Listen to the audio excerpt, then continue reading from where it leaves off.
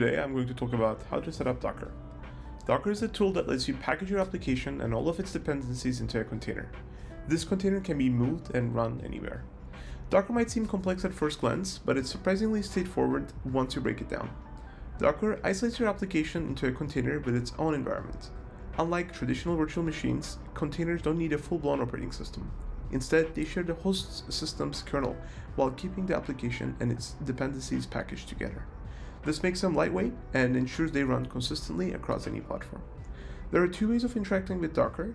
First one is the Docker file, which is like your application's blueprint detailing the environment it needs. Then we have Docker Compose, which is a powerful tool for managing containers. In this series, I'm going to cover how to use Docker Compose. We will also cover how to use Docker seamlessly in your projects with VS Code extensions and JetBrains. First step is to install Docker. For Windows and macOS users, head over to Docker website and download the Docker desktop. This application includes everything you need to get started. Here, as you can see, I'm on the Docker website, and you can select which installer to download based on your operating system and your architecture. For Linux, it's a little bit more different. As you can see, there's a guide on how to install Docker desktop on Linux. This is because there's different instructions depending on the Linux distribution that you're using.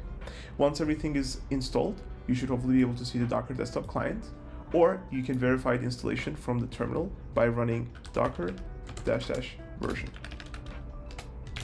And then you should be able to see the Docker version. And you can also run docker desktop hello to make sure that Docker engine is working properly.